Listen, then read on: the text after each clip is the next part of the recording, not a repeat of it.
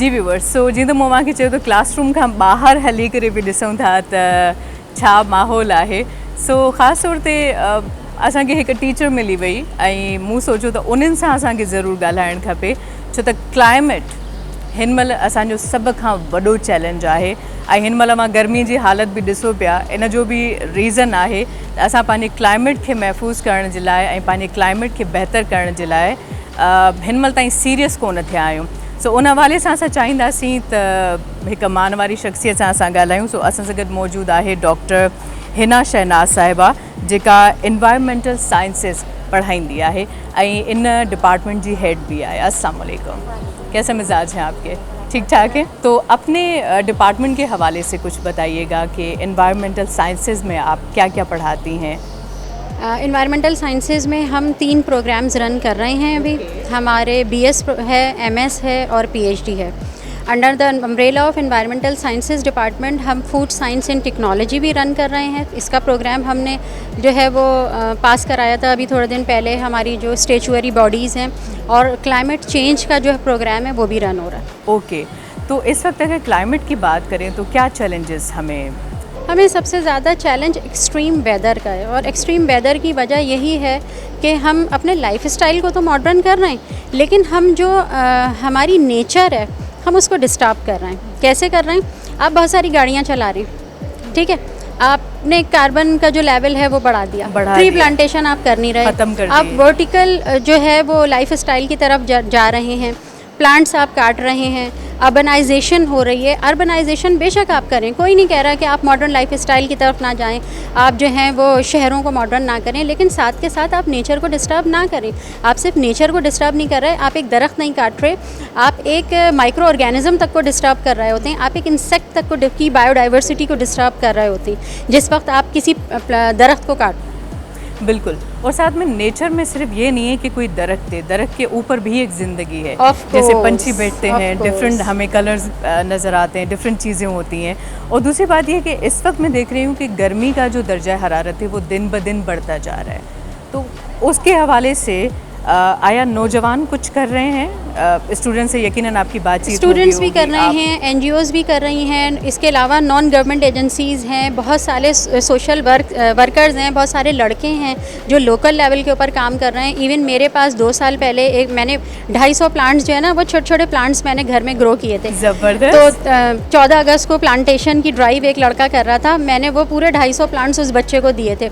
उसने जो है वो कराची के सबर्ब्स में जाकर प्लांटेशन ड्राइव्स की थी उन एरियाज़ में, यानी सबर्ब्स मीन्स वो एरियाज़ जिनको अवेयरनेस ही नहीं है how to save the environment, plantation क्या है, इन ड्राइव्स को किस तरह रन करना है, उन एरियाज़ में जाके उस बच्चे ने जो है वो ड्राइव की थी 14 अगस्त को 2 साल। ज़बरदस्त। अच्छा, एक चीज़ कि हम ये देख रहे हैं कि हमें कराची के अंदर बाहर से लाए हुए प्लांट्स नज़र आते हैं, जबकि हमारे जो अपने जो यहाँ के प्लांट्स हैं, जैसे नीम का दरख्त हो गया और डिफरेंट और भी हैं जो आप बेहतर जानती हैं, फ्रूटी भी थे, नॉन फ्रूटी भी थे। कराची के अपने जो है ना कचनार था, नीम था और आम के दरख्त थे। इसके अलावा जैसे अगर मैं बात करूं कराची ईस्ट की, तो कराची ईस्ट की अगर मैं आपको 50 साल की हिस्ट्री बताऊं तो मेरी वालदा ये बताती हैं कि लोगों के घरों के बाहर फ्रूटी प्लांट्स लगे हुए होते, ट्री लगे हुए होते थे, जामुन होता था, चीकू होता था, अमरूद होता था, और जो लोग पैदल ट्रैवल करते थे वो खाते थे, तोड़ते थे, खाते थे।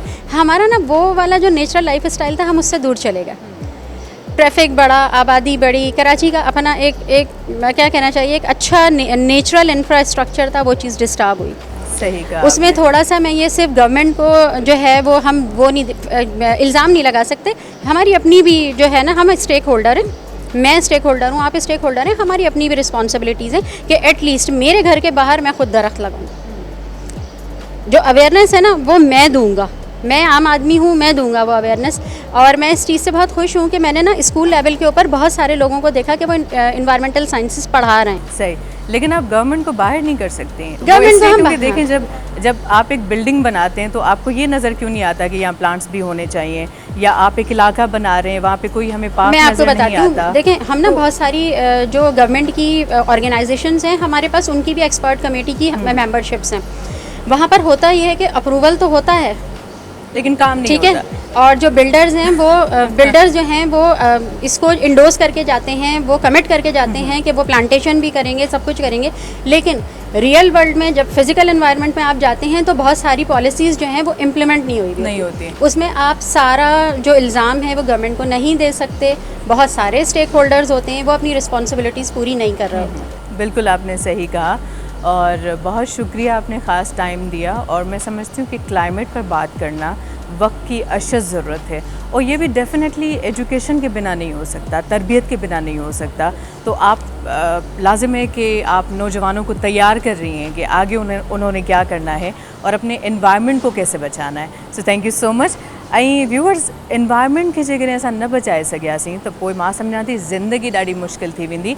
ऐं ख़ासि तौर ते हिन महिल जेको गर्मी पद वधंदो पियो वञे उन जे करे मे बि हिन प्लेनेट ते या ख़ासि तौर ते जेको असां वारो खितो आहे उन में इंसान जो जीअण जंजाल थी वञे ऐं इंसान इन सर्वाइवल गेम में इलाही चैलेंजिस खे फेस करे। इन करे पंहिंजे एनवायरनमेंट खे असां सभिनी खे मिली करे प्रोटेक्ट करिणो आहे ऐं पंहिंजे माहौल खे असांखे बहितर बणाइणो आहे त जीअं असां हिकु आज़ादु ऐं खुली फ़िज़ा में साह खणी सघूं। जी व्यूअर्स, सो हिकु ॿी तमामु बहितरीन लेक्चरर असां सां गॾु मौजूदु आहे। मां चाहींदसि त उन्हनि सां कुझु कचहरी कजे ऐं उन्हनि जो जेको डिपार्टमेंट आहे उहो आहे सॉफ्टवेयर इंजीनियरिंग। सो इन शोबे में माशाल्लाह कोऑर्डिनेशन जा जेके फ़र्ज़ आहिनि उहे बि ही सर अंजाम ॾियनि पियूं ऐं साण में लेक्चरर बि आहिनि। सो असां सां गॾु मौजूदु आहे मैम साइमा सिप्पी नागराज साहिबा। अस्सलाम वालेकुम। वालेकुम सलाम। कीअं आहियो? अल्लाह जो शुक्र आहे मैडम, तव्हां ॿुधायो? अल्लाह जो ठीकु ठाक, थैंक यू सो मच। मां ख़ासि टाइम ॾिनो, महिरबानी तव्हांजी अचण जी असांजी यूनिवर्सिटी में। मुंहिंजो डिपार्टमेंट आहे software engineering department. Basically software department जो मक़सदु इहो हूंदो आहे त असां जेके बि प्रॉब्लम्स आहिनि उन्हनि जो सोल्यूशन ॾेई सघूं सॉफ्टवेयर्स जे थ्रू। ठीकु आहे, असां वटि ॿ बेसिकली बैचलर्स ऑफर कंदा आहियूं। One is software engineering, one is data science. Data science में अॼुकल्ह जे जीअं तव्हांजो दौरु आहे त उन में डेटा जो हिकिड़ो सुठो किरदारु अदा आहे। त उन में असांखे मैनिपुलेशन, डेटा खां रिज़ल्ट कढणु, उन जा प्रॉब्लम सॉल्विंग स्किल्स वग़ैरह, उन में असां वटि सॉफ्टवेयर इंजीनियरिंग डिपार्टमेंट में जेको आहे सो काफ़ी डिफरेंट टेक्नोलॉजीज़ पढ़ायूं वेंदियूं आहिनि। लेटेस्ट टेक्नोलॉजीज़ में असां वटि मोबाइल एप्लीकेशन आहे, मशीन लर्निंग आहे ऐं डेटा एनालिटिक्स वग़ैरह आहिनि जेके असां पढ़ाईंदा आहियूं। ओके, ज़बरदस्त। सो सॉफ्टवेयर इंजीनियरिंग लाज़िम आहे जॾहिं तव्हां चूज़ कई हूंदी त काफ़ी माण्हुनि तव्हांखे चयो हूंदो हीअ छोकिरियुनि जी फील्ड न आहे, एम आर राइट? बिल्कुलु बिल्कुलु। एक्चुअली जॾहिं मां पहिरें ॾींहुं पंहिंजे पढ़णु वई हुअसि त मुंहिंजो आहे फील्ड जेका आहे उहा गेम डेवलपमेंट आहे। ठीकु आहे, त जॾहिं मां चयो हुयो मतिलबु पंहिंजी यूनिवर्सिटी में त मां गेम डेवलपमेंट करणु चाहियां थी त हुननि खे वॾो शौक़ु लॻो हुयो। Because at that time Sindh में स्पेशली, छाकाणि मां I am not from Karachi, I am from Hyderabad. ठीकु आहे, त मां टंडोजाम जी आहियां। ठीकु आहे, सो उते कंहिं छोकिरीअ जो अची चवणु त न मां सॉफ्टवेयर इंजीनियरिंग में थी वञा ऐं मूंखे गेम ई डेवलप करणी आहे, हिकिड़ो वॾो जेको आहे सो मतिलबु अचानक का नई ॻाल्हि हुई सभिनी जे लाइ, इवन टीचर्स जे लाइ, स्टूडेंट्स जे लाइ। स्पेशली जेको मां फेस कयो आहे ऐं जेके फीमेल स्टूडेंट्स फेस कंदियूं आहिनि त डेफिनेटली डेवलपमेंट जी साइड में ज़ाहिरी ॻाल्हि आहे घटि फीमेल्स खे प्रेफरेंस ॾिनी वेंदी आहे। उहो शायदि मुआशिरे में बि आहे त भई मर्द खे जेको आहे सो लॉजिक वधीक आहे, पर जॾहिं त इहो सही न आहे। छाकाणि कोडिंग हिकिड़ो अहिड़ो सब्जेक्ट आहे जंहिंमें जेके मां फीमेल्स ॾिठियूं आहिनि उहे सभिनी खां सुठी कोडिंग कंदियूं आहिनि। आइदर हिकिड़ो तव्हां चई सघो था त स्टीरियोटिपिकल आहे, उन में चवंदा आहिनि त न या त जेका फीमेल हूंदी, छोकिरी जेका कोडिंग कंदी हूंदी उहा छोकिरनि खां सभु वधीक हूंदी, या त उनखे कुझु बि नथो अचे।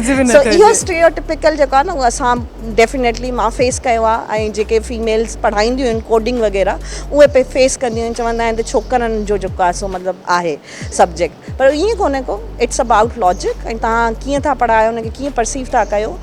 लॉजिक लाज़मी आहे ऐं डिज़ाइन जो एलिमेंट जेको आहे, ऐं जीअं त अक्सर तव्हां ॾिठो हूंदो काफ़ी जेके आहिनि से तव्हां एनिमेशन्स ॾिठियूं हूंदियूं या अहिड़ा सॉफ्टवेयर्स ॾिठा हूंदा, उन में फीमेल जो टच हुजणु ज़रूरी आहे। ठीकु आहे, कुझु डिज़ाइंस में अगरि मर्द करे थो ऐं उहा आहे प्रोडक्ट जेका आहे उहा फीमेल जे लाइ आहे, पर उन में एलिमेंट फीमेल त ठाही न आहे, त उन जे करे इहो मसइलो थींदो आहे त भई तव्हां फीमेल एलिमेंट त ॾिनो ई कोन्हे को। जेका ऑडियंस आहे उन ऑडियंस खे त तव्हां कैटर ई कोन था कयो, तव्हां डेवलप त करे छॾियो आहे, पर उहो त तव्हां पंहिंजे पर्सपेक्टिव खां डेवलप कयो आहे न. असां एज़ अ अगरि टीचर आहे त उन जे हिसाब सां मतिलबु एज़ अ फीमेल जे हिसाब सां न कयो आहे. त असां कोशिशि कंदा आहियूं पंहिंजे डिपार्टमेंट में त FIPs अहिड़ा कया वञनि जेके प्रॉब्लम सॉल्विंग हुजनि, जेके हेल्पफुल हुजनि. जीअं मेजर जेके IT सां रिलेटेड इंफ्रास्ट्रक्चर्स वग़ैरह हूंदा उन सां रिलेटेड जेके FIPs हुजनि. जीअं लेटेस्ट असांजो FIP हुयो उन में इहो हुयो त तव्हां जेको आहे सो डिज़ीज़ डिटेक्ट करे सघो था, प्लांट जी डिज़ीज़ डिटेक्ट करे सघो था. सिंध जेका आहे असां एग्रीकल्चरल जेको आहे सो आहे. ह्यूमन हार्ट डिज़ीज़िस थी वियूं, तव्हांजो जेको आहे सो प्लांट डिज़ीज़िस थी वियूं. इन खां अलावा बि सोल्यूशन्स जेके आहिनि उहे असांजे डिपार्टमेंट प्रोवाइड कंदो आहे FIPs में स्पेशल. ज़बरदस्त. ऐं अव्हां जी ॻाल्हि त मूंखे हिकिड़ी फिल्म जो डायलॉग यादि अची वियो त उन फिल्म में हिकिड़ो माण्हू छोकिरी खे चवंदो आहे, मतिलबु मेजर हूंदो आहे आई थिंक, ऐं हू फाइटर जेको प्लेन आहे उहो उॾाइणु चाहींदी आहे त हुनखे चवंदो आहे त हीउ छोकिरियुनि जो कमु न आहे. त हू चवंदी आहे सर मुझे जो प्लेन है ना वो उठाना नहीं है, चलाना है. डेफिनेटली सो ईअं ई आहे त असांखे खणणियूं न आहिनि शयूं, संभालणियूं आहिनि, हलाइणियूं आहिनि. सो बहरहाल हाणे छोकिरियुनि जो जेको रेशो आहे इन फील्ड में उहो केतिरो पियो ॾिसो. भले तव्हां किथे बि वञो हिते अगरि तव्हां स्पेशली सिंध जी ॻाल्हि था कयो या पाकिस्तान जी ॻाल्हि था कयो त definitely there is a difference. ठीकु आहे, मेल रेशो असां वटि वधीक आहे अॼु बि. अगरि तव्हां एजुकेशन जे हिसाब सां कंदो, छाकाणि मुंहिंजो फैमिली बैकग्राउंड आहे एजुकेशन सां, त अगरि तव्हां स्टिल एजुकेशन जो जेको आहे सो कंदो त उन में आहे डिफरेंस आहे. पर अॻु में इहो हूंदो 10% हूंदियूं या 20% हूंदियूं, हाणे 40% आहिनि. ठीकु आहे, मतिलबु 40-30-40 yes ratio is increasing. And of course अगरि तव्हां ॾिसंदा हूंदव त सॉफ्टवेयर जेके हाउसिस आहिनि उन्हनि में बि फीमेल्स जो रेशो वधे थो पियो ऐं प्रिफरेंस ॾिनी पवंदी आहे फीमेल्स खे. बिकॉज फीमेल्स में इहो हूंदो आहे त भई दे विल बी कमिटेड मोर. ठीकु आहे, चेंज करण जो थोरो सो असांखे we are more loyal towards our things. त उहो आहे. असांजे डिपार्टमेंट में इहो आहे त पहिरियां थोरियूं फीमेल्स घटि हुयूं, हाणे definitely there are more number of females in our department as well. And overall university में भी इहो ई आहे. ॾिसो फीमेल बेसिकली एजुकेशन जी अगरि ॻाल्हि था कयूं असां हायर एजुकेशन में था अचूं. ठीकु आहे, फीमेल जी एजुकेशन जो मसइलो इहो आहे त असांजी जेका प्राइमरी एजुकेशन आहे उन में प्रॉब्लम आहे. छाकाणि उतां जेको आहे सो फीमेल पढ़ी असांजे विलेजिस में असांजे ॻोठनि वग़ैरह में जेको आहे सो फीमेल्स खे पढ़ाइण जे लाइ अञा कोशिशि करण जी ज़रूरत आहे. डेफिनेटली अवेयरनेस जी करण जी ज़रूरत आहे जेका थिए बि पई थी, पर ओतिरो परसेंटाइल नथी थिए जेतिरो थियणु घुरिजे. ऐं आफ्टर कोविड खां पोइ त ज़ाहिरी ॻाल्हि आहे एजुकेशन असांजे शयूं काफ़ी चेंज थियूं आहिनि. Right. So thank you so much. Thank you so इलाही सुठी इंफॉर्मेशन अव्हां खां मिली असांखे. Thank you so much. ऐं अव्हां पंहिंजो ख़ासि टाइम ॾिनो, वॾी महिरबानी. No problem, most welcome. Thank you. असां काफ़ी टाइम खां वठी हिकिड़ी ॻाल्हि कयूं पिया ऐं उन ॻाल्हि खे वरजायूं पिया त असांजे नौजवाननि खे पढ़ायो त वेंदो आहे, उन्हनि खे डिग्री बि मिली वेंदी आहे मुख़्तलिफ़ शोबनि में, पर उन्हनि खे उन्हनि जी काउंसलिंग न कई वेंदी आहे. उन्हनि खे इहो कोन ॿुधायो वेंदो आहे त अव्हांखे छा करिणो आहे, कहिड़ी फील्ड में केतिरो स्कोप आहे, ऐं जेकॾहिं अव्हां काॾे मुल्क खां ॿाहिरि वञो था त अव्हां छा करे सघो था, ऐं कहिड़ियूं जेके स्किल्स आहिनि उन्हनि जो हुजणु अव्हां जे लाइ ज़रूरी आहे. सो इन करे मां काफ़ी टाइम खां वठी पंहिंजे प्रोग्राम्स में इहा ॻाल्हि कंदी रही आहियां त यूनिवर्सिटीज़ खे खपे, कॉलेजिस खे खपे या स्कूल्स खे खपे त हू हिकिड़ो अहिड़ो डिपार्टमेंट क़ाइमु कनि या हिकिड़ो अहिड़ो माण्हू या हिकिड़ी टीम रखनि जेका नौजवाननि खे काउंसलिंग ॾिए, जेका उन्हनि खे ॿुधाए त अव्हां जे लाइ छा बहितरु आहे ऐं अव्हांजो जेकॾहिं कंहिं फील्ड में इंट्रस्ट आहे त उन फील्ड में अव्हां छा करे सघो था. सो हिकु बहितरीनु शख़्सियत असां सां गॾु मौजूदु आहे जंहिंजो कमु इहो ई आहे काउंसलिंग. सो उहे डायरेक्टर आहिनि स्टूडेंट्स अफेयर्स एंड काउंसलिंग जा जनाब मोहम्मद नईम अहमद साहब. अस्सलाम वालेकुम, कैसे हैं आप sir? Thank you so much, आपने ख़ास टाइम दिया. तो आप मुझे बताइएगा कि स्पेशली जो आपका डिपार्टमेंट है स्टूडेंट्स अफेयर्स एंड काउंसलिंग, उसमें क्या काम होता है? Sir directorate of student affairs में हम एक्स्ट्रा करिकुलर जितनी भी एक्टिविटीज़ हैं यानी एकेडमिक एक्टिविटीज़ के अलावा स्पोर्ट्स एक्टिविटीज़ हों, काउंसलिंग हो, ट्रेनिंग्स हों, ख़ास तौर पे हमारा फोकस होता है रिक्रूटमेंट पे, क्योंकि वो स्टूडेंट्स जो डिग्रीज़ उनके पास होती हैं लेकिन जॉब सर्चिंग में उनको डिफ़िकल्टी होती है, तो उनके लिए हम करियर काउंसलिंग करते हैं. लेट्स से इंटरव्यूज़ में कैसे प्रिपेयर होना है, CVs को कैसे लिखना है, और ख़ास तौर पे हमारा फोकस होता है कि इंडस्ट्री से कोलैबोरेट करें, यानी ऑर्गेनाइजेशंस हमारे कैंपस पे आएँ और वहाँ पे वो सिलेक्शन करें.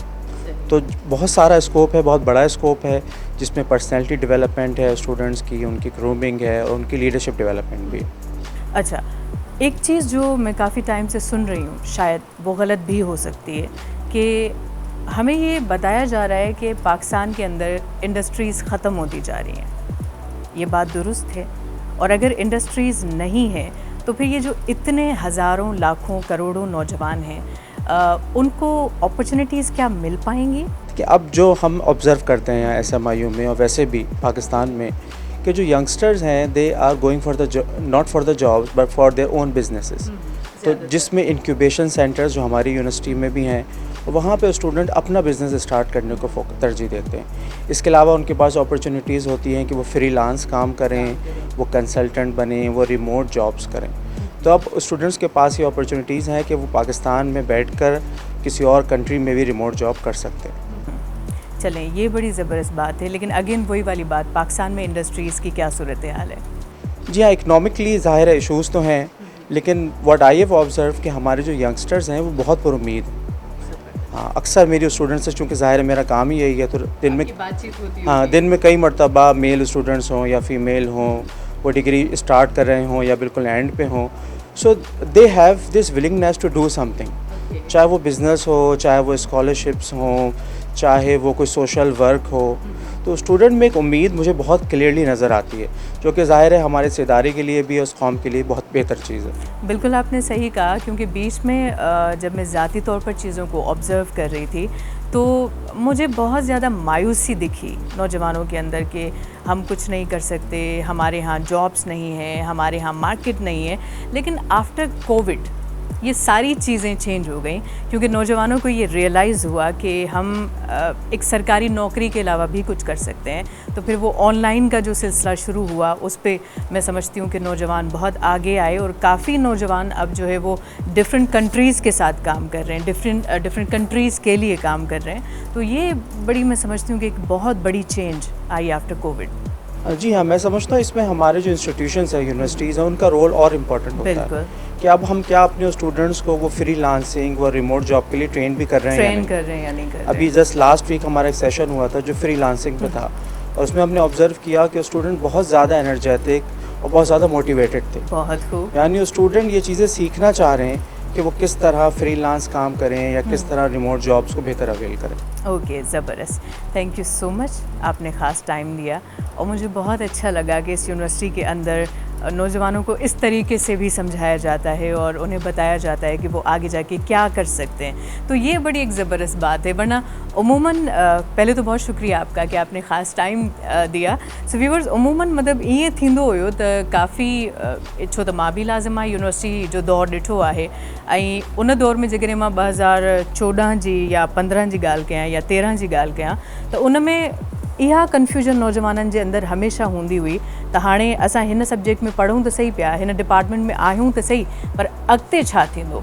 सो उहो जेको अॻिते वारो क्वेश्चन मार्क हुयो न, उहो ॾाढो ख़तरनाक हुयो. पर हाणे मां सम्झां थी त उन में काफ़ी बहितरी आई आहे, जेका हिकु मज़बत तब्दीली मां सम्झां थी हिन सॼे सिस्टम में.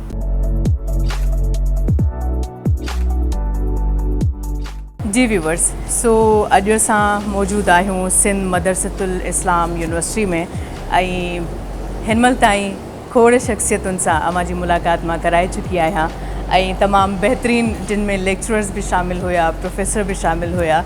सो हिकु ॿी शख़्सियत हिते मौजूदु आहे, ऐं उन्हनि जो जेको शोबो आहे उहो आहे सॉफ्टवेयर इंजीनियरिंग, ऐं माशाल्लाह पाण लेक्चरर आहिनि बासित हसन साहब. अस्सलाम वालेकुम. वालेकुम सलाम. सर कीअं आहियो? अल्हम्दुलिल्लाह. सर, सभ खां पहिरियों त थैंक यू सो मच, अमां ख़ासि टाइम ॾिनो.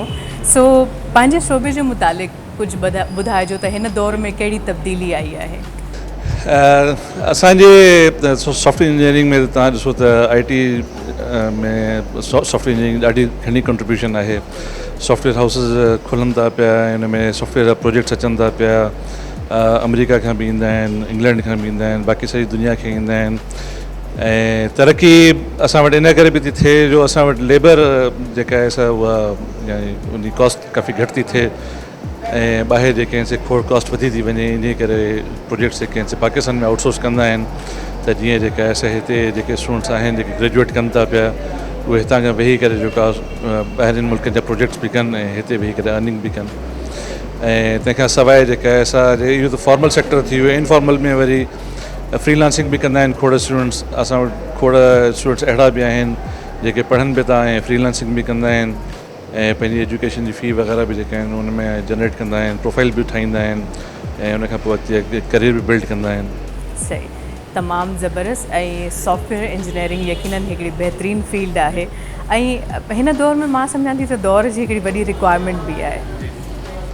सॉफ्टवेयर इंजीनियरिंग असल में आहे त हिकिड़ो स्किल आहे, माण्हू सम्झंदा आहिनि त इहो रुॻो कंप्यूटर सां ई रिलेटेड आहे. सॉफ्टवेयर इंजीनियरिंग त असल में इहो आहे त ज़िंदगी में तव्हांजे साम्हूं जेके प्रॉब्लम्स ईंदा आहिनि उन्हनि खे जेको आहे कीअं सॉल्व कजे. त असां जेके टेक्निक्स पढ़ाईंदा आहियूं उन घणो करे त मैथमेटिकल हूंदियूं आहिनि, पर ईअं आहे त प्रॉब्लम्स जेके ज़िंदगी में अचनि था पिया, मिसाल के तव्हां हिकिड़ी जाइ खां ॿी जाइ ते वञो था, तव्हांखे कहिड़ो रस्तो वठिणो आहे, इहो बि मतिलबु सॉफ्टवेयर इंजीनियरिंग जे प्रिंसिपल्स में ईंदो आहे. तव्हां पंहिंजो माइंड अप्लाई कयो ऐं अहिड़े क़िस्म जा प्रॉब्लम्स जेके आहिनि, जेकॾहिं 3 मुख़्तलिफ़ रस्ता आहिनि त तव्हांखे कहिड़ो रस्तो वठणु खपे, उहो तव्हां जेको आहे अहिड़ी क़िस्म बिल्कुलु ई ख़ासि तौर ते इंजीनियर्स जा जेके माइंड्स हूंदा आहिनि ॾाढा ट्रिकी हूंदा आहिनि. जी जी.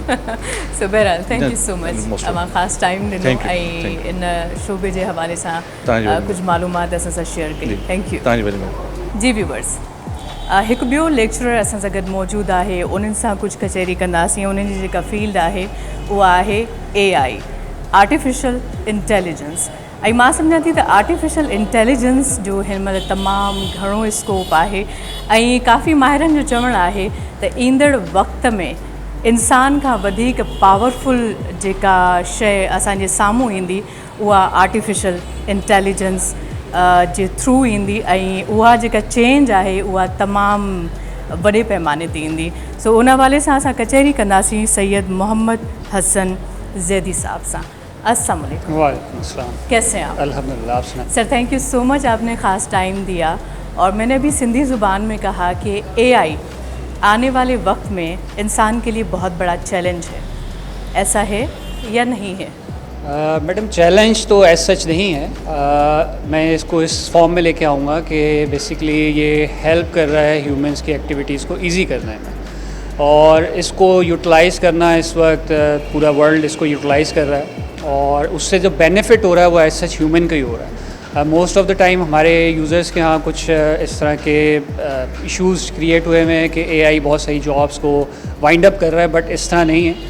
AI बेसिकली फैसिलिटेट कर रहा है ताकि आपकी जॉब्स इजी टू इजी हो जाएं, मोर दैन कि अगर आप 24/7 एज ए ह्यूमन हम काम नहीं कर सकते, तो मशीन से हम 24/7 काम ले सकते हैं, 365 डेज़ और ईयर्स काम ले सकते हैं. तो AI मेरे हिसाब से तो ये बहुत इजी प्लेटफॉर्म है. अच्छा, काफ़ी कंट्रीज़ में मैंने देखा कि जैसे होटल्स के अंदर पहले लाजिम है कि वेटर्स हुआ करते थे, अब मैंने देखा कि वहाँ पे रोबोट्स आ चुके हैं.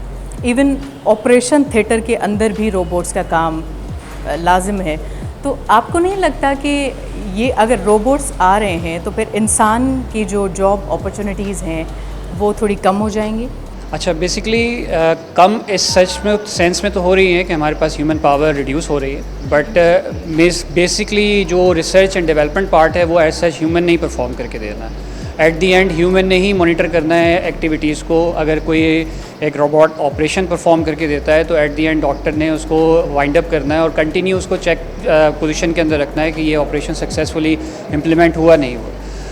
रोबोट्स का एक छोटा सा जो इशू है, दैट्स वाई कि मैं आपको ये कह रहा हूँ कि ह्यूमंस को रिप्लेस नहीं कर सकती कोई भी चीज़, बस फैसिलिटेट ज़रूर कर सकते हैं कि एट दी एंड कोई चीज़ अगर हैक हो जाए या कोई मशीन प्रॉब्लम में आ जाए तो मशीन जो है वो काम करना छोड़ देती है, बट एट दी एंड हमारे पास जो एंड यूज़र है, जो ह्यूमन है, वो उसको टेक ओवर कर सकते. सही, शुक्र है ये डाउट आपने दूर कर दिया, वरना मुझे भी यही लग रहा था कि अगर रोबोट्स ने और इस तरह की चीज़ों ने इंसान को टेक ओवर किया तो इंसान का क्या बनेगा.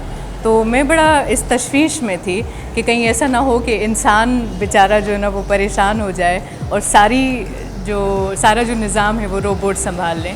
सो बहरहाल थैंक यू सो मच, इतनी बड़ी बात आपने बता दी. अब मेरे ख्याल से कि इंसानों के अंदर जो है ना वो थोड़ी उम्मीद जगी रहेगी.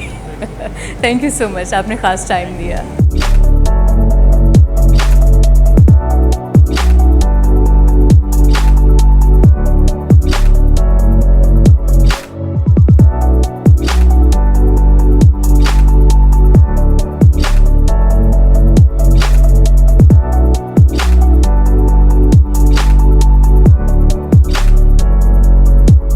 जी व्यूवर्स, सो हाणे असां हिन प्रोग्राम जे इंट्रस्टिंग मरहले में दाख़िल थी चुका आहियूं.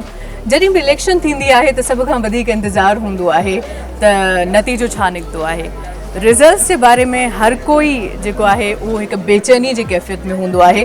हिते बि अॼु कुझु उहा ई सूरत हाल आहे, छो त हिते स्टूडेंट काउंसिल्स आहिनि ऐं उन खां अलावा 8 स्टूडेंट्स सोसाइटीज़ आहिनि जिन जे लाइ इहो वोटिंग थिए पई. सो मां चाहींदसि त हिते जेके नौजवान मौजूदु आहिनि इलेक्शन जे हवाले सां उन्हनि सां कुझु ॻाल्हाइजे त आख़िर ही इलेक्शंस छो करायूं वेंदियूं आहिनि ऐं हिननि जो पर्पज़ छा आहे.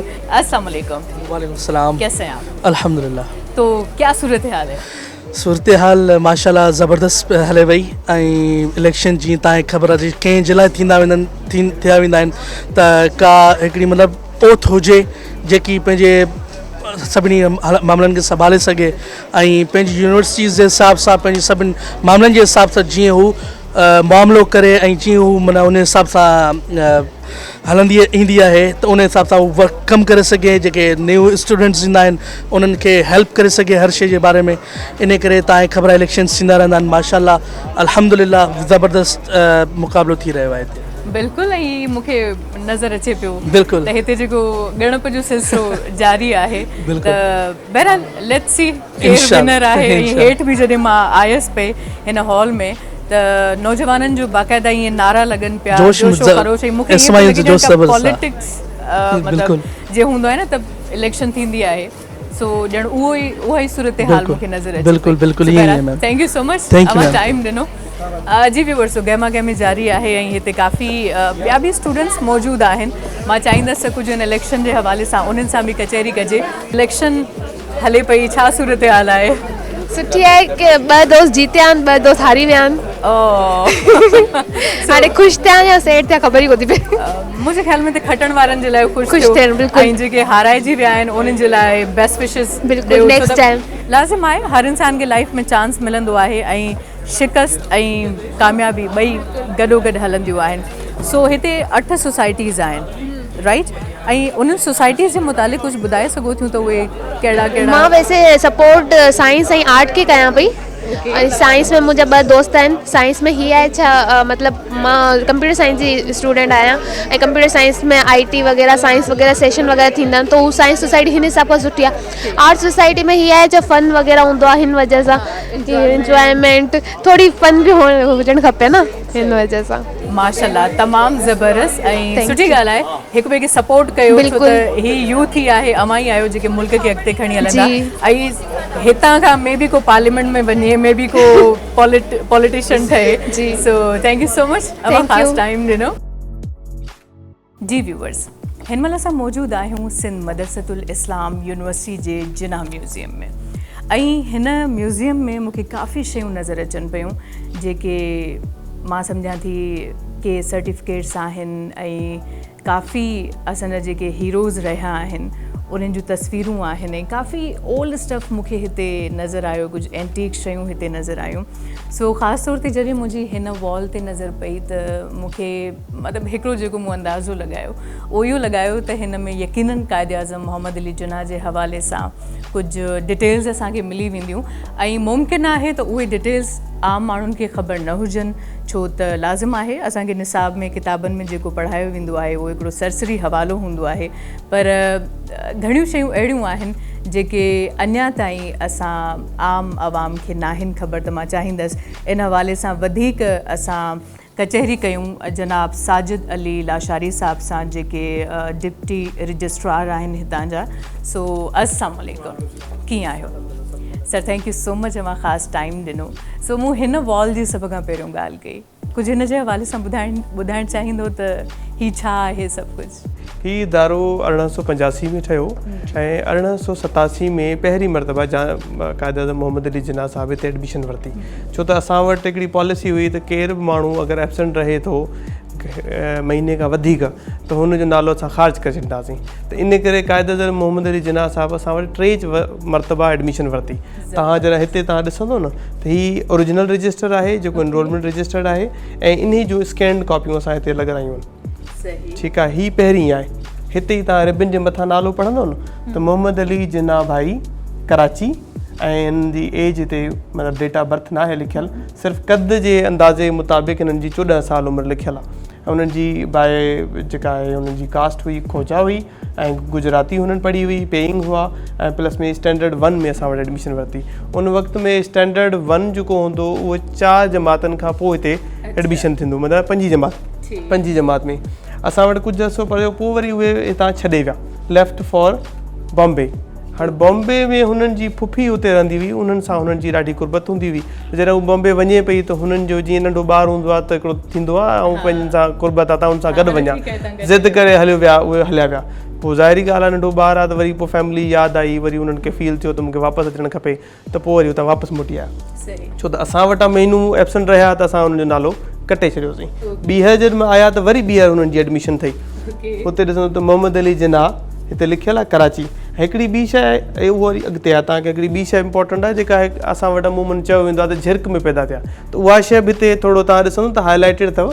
हीअ ॾिसो हिन जॻह ते क़ाइदत मोहम्मद अली जिन्ना जे पासे में लिखियलु आहे कराची, मथां जेको माण्हू आहे उहो झिरक लिखियलु आहे, त यानी की अगरि हूअ झिरक में पैदा थिया हुजनि हा त हिते बि झिरक थियलु हुजे हा, लिखियलु हुजे हा, लेकिन हिननि न लिखियो आहे, रिपीट न कयो आहे, यानी की हू कराची में हुआ। उन खां हा हिते रिकॉर्ड में त इहा शइ क्लियर लिखियलु आहे त हू कराची में आहिनि। हिन जॻह ते बि तव्हां ॾिसंदो त हिकिड़ो माण्हू बॉम्बे जो आहे, मोहम्मद अली जिन्ना साहिब जो नालो कराची जो लिखियलु आहे। हिते हुननि वटि लिखियलु आहे डेट ऑफ बर्थ जेका आहे 20 अक्टूबर 1875।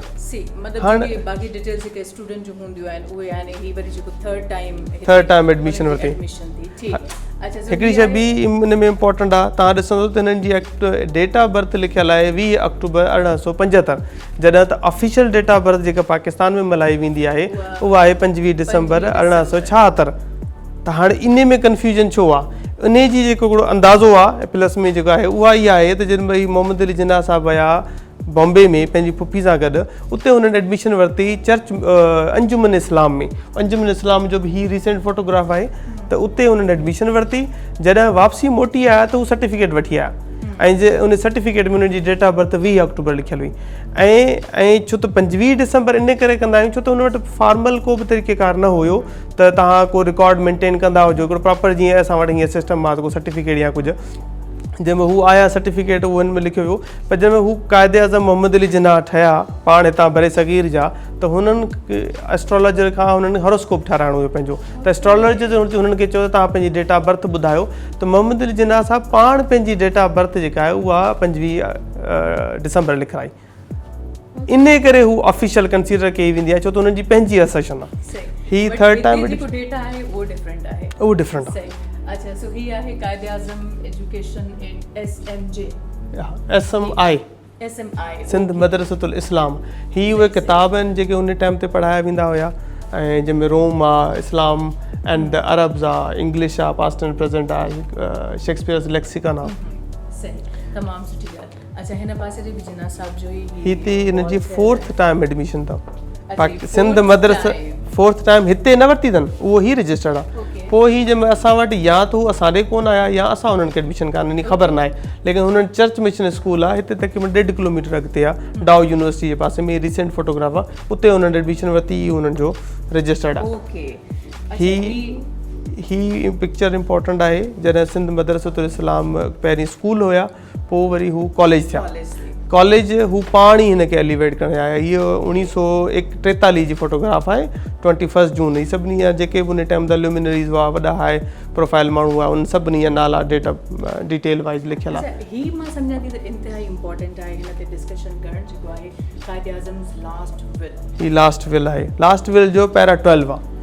कुझु कंडीशन्स उन्हनि जूं हुयूं, कुझु हिसो उन्हनि पंहिंजी भेण खे ॾिनो, कुझु हिसो पंहिंजे भाउ खे ॾिनो, जेके थोरा थोरा वज़ीफ़ा उन्हनि सेट कया। बाक़ी रिमेनिंग जेका बि प्रॉपर्टी उन्हनि जी हुई उन्हनि 3 हिसनि में विराई। 3 हिसा बि एजुकेशनल इदारनि जे लाइ। त पहिरियों हिसो तव्हां हिते पढ़ंदो न, subject to above all residuary state including corpus that may fall after the lapse of the interest otherwise to be divided into 3 parts. I bequeath 1 part to Aligarh university, 1 part to Islamia college. ही पासो मोहम्मद अली जिन्ना साहिब जी educational record जेके Lincoln जिन में हुया, इन में different documents आहिनि, पर 3 इंपॉर्टेंट डॉक्यूमेंट आहिनि। हिकिड़ो ही डॉक्यूमेंट आहे जेको हुननि जी हैंड रिटन एप्लीकेशन आहे। जंहिं टाइम ते उन्हनि एडमिशन वठणु चाही थिए त उन्हनि रिक्वेस्ट कई त मूंखे उन्हनि जो हिकिड़ो पोर्शन हो लैटिन लैंग्वेज जो, उन मां एग्ज़ाम्ट कयो वञे, त उन में जस्टिफाई कयो त इंडिया जो आहियां, मूं हुते काफ़ी लैंग्वेज सिखियूं आहिनि पर लैटिन लैंग्वेज न सिखी आहे, त मूंखे एग्ज़ाम्ट कयो वञे, त उन्हनि खे एग्ज़ाम्ट कयो वियो। ॿियो हीअ आहे, हीअ एनरोलमेंट रजिस्टर आहे जंहिंमें नालो तव्हां पढ़ी सघो था, त रिबन जे हेठां लिखियलु आहे मोहम्मद अली जिन्ना भाई। ॿी ही एप्लीकेशन आहे, ही बि उन्हनि जी हैंड रिटन एप्लीकेशन आहे। मां चाहींदमि हिन जो क्लोज़ व्यू ॾेखारियो। हू बैरिस्टर ऑफ लॉ थियण खां पहिरीं जंहिंमें दाख़िला वठनि पिया, ही बैरिस्टर ऑफ लॉ थियण खां पोइ जंहिंमें उन्हनि खे सॾु कयो वञे पियो त उन्हनि चयो त मुंहिंजे लफ़्ज़ नाले में चेंजिस आणियूं।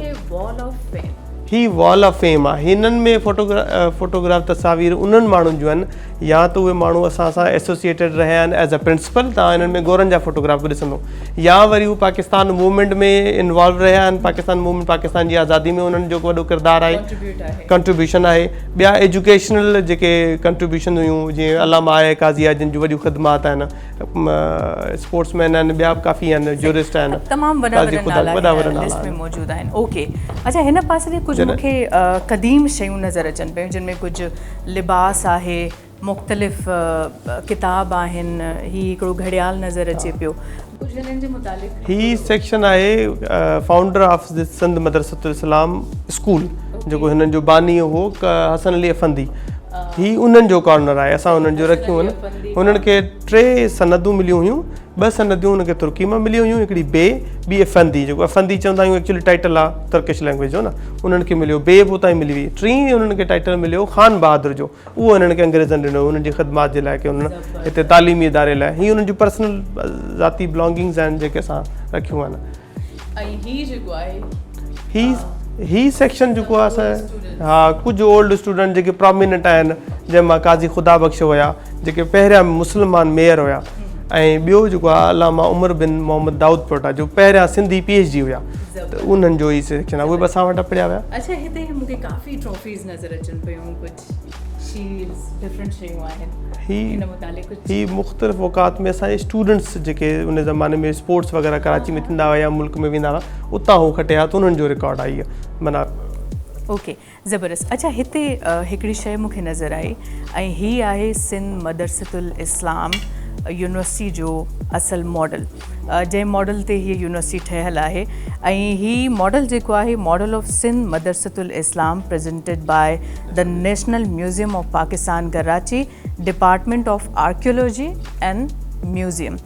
सो ही मॉडल तव्हां ॾिसी सघो था, ऐं हिते काफ़ी शयूं आहिनि जेके यकीनन कम जूं आहिनि, पर छो त वक़्तु असां वटि इलाही महदूद आहे, इन करे सॼियूं जेके डिटेल्स आहिनि उहे शेयर नथा करे सघूं, पर काफ़ी शयूं असां शेयर कयूं। सो उमेद आहे तव्हांखे ही जेको म्यूज़ियम आहे उहो सुठो लॻो हूंदो। Sir, thank you so much, मां ख़ासि टाइम ॾिनो ऐं असां सां डिटेल्स शेयर कयूं, थैंक यू। जी व्यूअर्स, हिन महिल असां मौजूदु आहियूं सिंध मदरसतुल इस्लाम यूनिवर्सिटी जे लाइब्रेरी में, ऐं हीअ लाइब्रेरी आहे ख़ान बहादुर हसन अली आफंदी लाइब्रेरी, ऐं हिन लाइब्रेरी में तक़रीबन 20,000 खां मथे किताब मौजूदु आहिनि, ऐं हितां जी ख़ासि ॻाल्हि इहा आहे त हिते स्टूडेंट्स खे कंप्यूटर्स बि प्रोवाइड कया विया आहिनि, ऐं साण में वाईफाई जी सहूलियत बि आहे, जेका उमूमन लाइब्रेरीज़ में असांखे घटि मिलंदी आहे। सो हिते कुझु डिफरेंट कॉर्नर्स आहिनि जेके मां तव्हांखे ॾेखारणु चाहींदसि, पर उन खां पहिरियों मां चाहींदसि तव्हांखे लाइब्रेरी ॾेखारी वञे त केतिरो पुरसुकून माहौल आहे, ऐं केतिरे सुठे नमूने सां असांजा नौजवान जेके आहिनि उहे किताब पढ़ण में मशगूल आहिनि।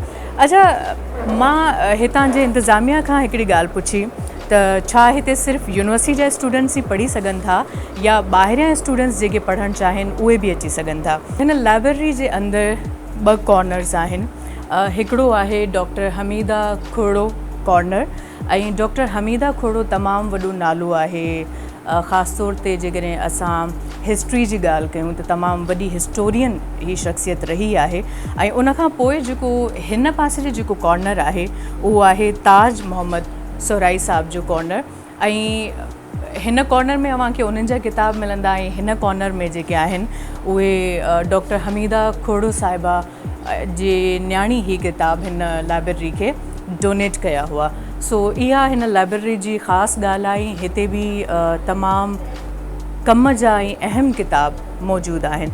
सो असां हिन महिल लाइब्रेरी खां मां चाहींदसि त थोरो ॿाहिरि निकिरिजे ऐं उन खां पोइ वधीक असां प्रोग्राम जे सिलसिले खे अॻिते कंटिन्यू कयूं. सो हाणे ॾिसणो आहे तव्हांखे कहिड़े पासे ॾे वठी था वञूं, छो त हिन यूनिवर्सिटी जे अंदरि घणो कुझु आहे जेको तव्हांखे असां ॾेखारे सघूं था. सो स्टेप बाय स्टेप असां अॻिते वधंदा वेंदासीं, स्टेप बाय स्टेप तव्हांखे हिन यूनिवर्सिटी जे मुतालिक़ मालूमात ॾींदा रहंदासीं. जी व्यूवर्स, अव्हां माहौल ॾिसो पिया त काफ़ी नौजवाननि जे अंदरि जोशो ख़रोश नज़र अचे पियो ऐं अव्हां ॾिसी सघो था त हिन महिल नारेबाज़ी बि जारी आहे ऐं जेके कैंडिडेट्स जिन खटियो आहे उन्हनि जे हक़ में नारा बि हिन महिल लॻनि पिया. ऐं मां सम्झां थी त इज़हार जी आज़ादी सभिनी खे हुजणु खपे. सो ही उहो ई असांजे यूथ जो इज़हार आहे जेको इज़हार हू हिते कनि पिया ऐं असां तव्हांखे स्क्रीन ते ॾेखारियूं पिया. सो ज़बरदस्त. जी viewers, program together we can पंहिंजे पुॼाणीअ ते पहुची चुको आहे ऐं हिन प्रोग्राम में असां मौजूदु हुयासीं सिंध मदरसतुल इस्लाम यूनिवर्सिटी जे अंदरि ऐं हिन यूनिवर्सिटी जे हवाले सां कुझु मालूमात अव्हां सां शेयर कई ऐं हिते जेके प्रोफेसर्स हुआ, जेके लेक्चरर हुआ, स्टूडेंट्स हुआ, वीसी साहब सां जी कचहरी कराईसीं. उन्हनि सां तमामु सुठी असांजी गुफ़्तगू रही ऐं उमेदु आहे त हिन प्रोग्राम मां अव्हांखे घणो कुझु सिखण जे लाइ मिलियो हूंदो. मूंखे तमामु घणी ॼाण मिली आहे. सो इन करे मूं सोचियो त असां हिन यूनिवर्सिटी जो इंतिख़ाबु कयूं, छो त हिकु त हिन यूनिवर्सिटी जो जेको स्ट्रक्चर आहे उहो ॾाढो ख़ूबसूरत आहे, पर स्ट्रक्चर सां गॾोगॾु हिन यूनिवर्सिटी जो जेको निज़ाम तालीम आहे उहो बि बहितरीनु आहे. हयाती बख़ैर कंहिं ॿी यूनिवर्सिटी, कंहिं ॿी कॉलेज या इंडोर या आउटडोर अव्हांखे ज़रूरु मिलंदासीं हिन प्रोग्राम में. नेक्स्ट एपिसोड में पंहिंजो तमामु घणो ख़्यालु रखिजो. अल्लाह हाफ़िज़.